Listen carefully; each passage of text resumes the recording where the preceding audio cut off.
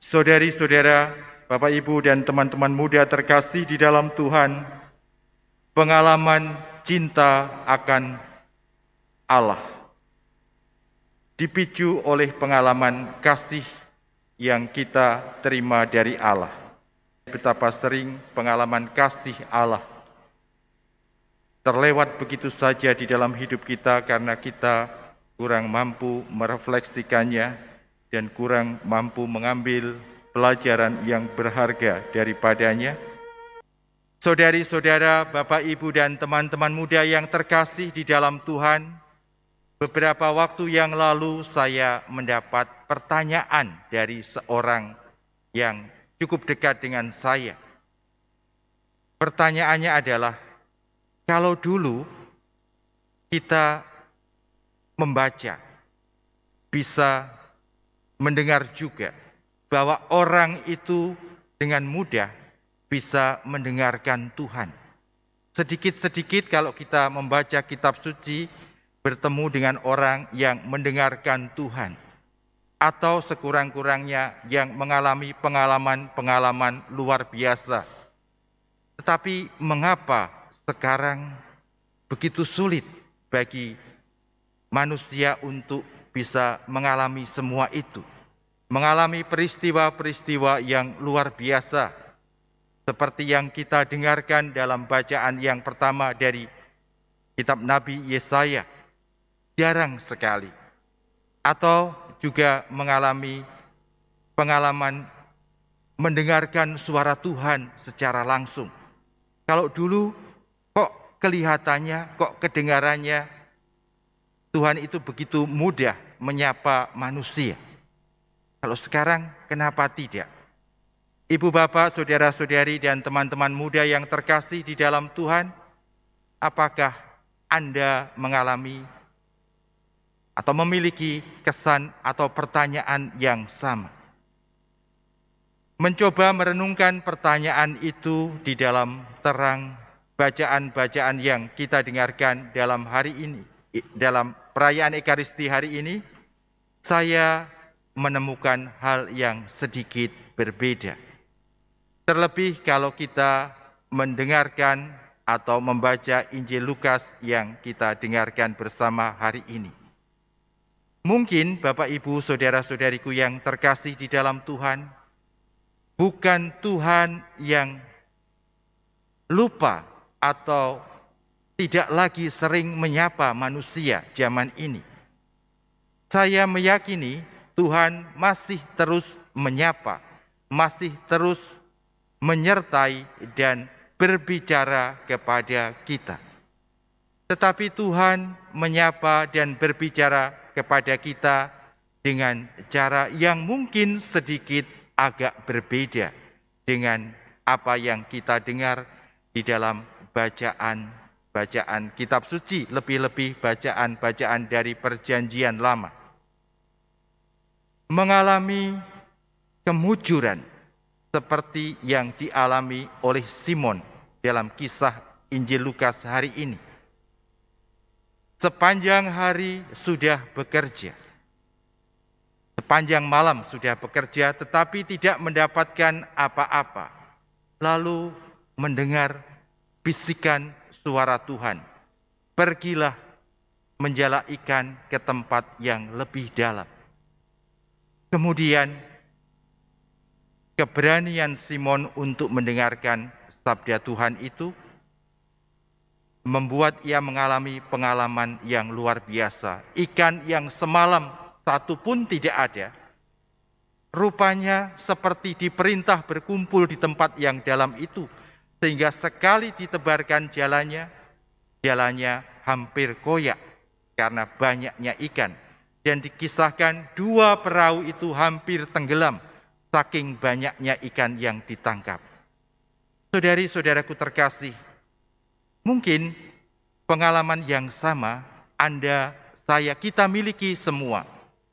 Pernahkah Anda misalnya sedang mencari sesuatu di dalam rumah Anda, sesuatu yang sangat dekat dengan Anda, sesuatu yang nampaknya Anda letakkan di satu tempat, tetapi dicari di mana-mana tidak ketemu.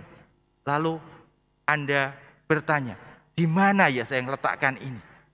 Lalu tiba-tiba di dalam hati Anda ada sebuah seperti bisikan atau suara atau ingatan. Coba dicari di sana, di tempat itu. Dan apa yang terjadi? Ditemukan. Atau kesulitan hidup yang kita bayangkan nampaknya begitu besar. Tetapi ketika kita dalam kekhawatiran mencoba bertanya apa yang harus kulakukan, apa yang harus kukerjakan untuk menghadapi ini. Tiba-tiba kita mendengar sebuah inspirasi di hati, di pikiran, atau mungkin ada orang yang sepertinya tanpa sengaja datang berkata sesuatu kepada Anda, tapi kata-katanya lalu memberi inspirasi kepada Anda untuk melakukan sesuatu. Dan ketika Anda mengerjakan itu, Anda berhasil melewati apa yang Anda khawatirkan itu dengan hal yang luar biasa. Jauh lebih mudah daripada kesulitan yang dibayangkan. Itulah yang dalam bahasa gereja dikenal, dilihat atau diartikan sebagai pengalaman akan kasih Allah. Pengalaman kasih Allah, Allah yang menyapa, Allah yang peduli, Allah yang mengerti kepada kehidupan kita. Ia tunjukkan kepedulian, kemengertian dan kasih-Nya kepada kita dengan berbagai cara. Mungkin Bapak, Ibu, dan saudara-saudariku yang terkasih di dalam Tuhan, yang berbeda adalah cara manusia menanggapinya. Kalau Simon yang kita kisahkan di dalam Injil hari ini,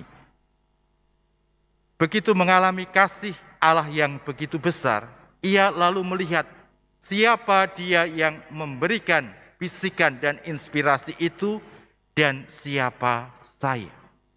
Oleh karena itu, kendati pun ia dikejutkan dengan hasil tangkapan yang begitu besar, ia tidak silau dengan besarnya tangkapan yang ia peroleh. Ia tidak terbuai dengan banyaknya ikan yang ia tangkap, tetapi ia berani melihat kontras antara siapa dia yang berbicara, memberi inspirasi, membisiki dia untuk melebarkan jala ke tempat yang dalam dengan dirinya. Akhirnya ikan itu tidak membuat ia silau, tidak membuat ia lupa akan pribadi itu. Ia segera berlari dan tersungkur di hadapan Yesus dan berkata, Tuhan, tinggalkanlah aku karena aku orang berdosa. Saudari-saudaraku terkasih, pengalaman akan kasih Allah menjadi titik awal bagi manusia, bagi kita orang beriman untuk mengalami kontak yang dekat dan akrab dengan Yesus. Pengalaman dicintai, pengalaman dipahami, pengalaman dimengerti oleh Allah itu ada di dalam diri kita dan semestinya membuat kita menjadi lebih terhubung dengan Tuhan. Pengalaman terhubung dengan Tuhan itu menjadi sangat penting bagi kehidupan kita.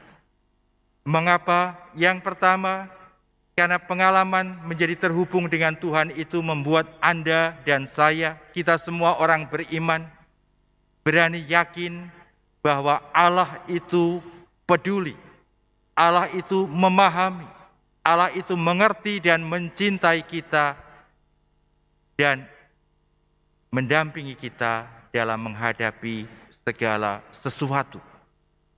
Itu penting karena dalam pengalaman kita, kemampuan manusiawi saja seringkali berguna tetapi tidak bisa diandalkan seluruhnya. Kita membutuhkan campur tangan, kita membutuhkan penyertaannya. Maka orang yang mengalami pengalaman kasih akan Allah di dalam hidupnya, kendati pun sadar betapa besar dan beratnya tantangan kehidupan ini, tetapi ada optimisme di dalam hidupnya. Optimisme karena kasih Tuhan itu menyertai. Itulah pentingnya bagi kita mengalami kasih, pengalaman kasih akan Allah. Yang kedua, saudara-saudariku terkasih, pengalaman kasih akan Allah atau pengalaman akan kasih Allah itu membuat kita juga menjadi lebih terbuka kepada peran-peran yang Tuhan ingin percayakan kepada kita. Yesaya lalu berkata, "Ini aku Tuhan, utuslah aku," setelah ia mengalami kasih Allah itu. Simon demikian juga. Ia berani meninggalkan segala-galanya dan mengikuti Yesus. Karena mereka bersama bukan dimabukkan akan pengalaman kasih Allah, tetapi mereka melihat dan menyadari betul pengalaman akan kasih Allah itu akan terus mereka alami jika mereka dimulai dari kontak akrab dan dekat dengan Tuhan lewat pengalaman akan kasih Allah itu dan terus berkomunikasi, terus berelasi dengannya. Semoga kita sekalian dimampukan untuk menemukan juga pengalaman akan kasih Allah di pengalaman-pengalaman yang kita jumpai dalam kehidupan sehari-hari.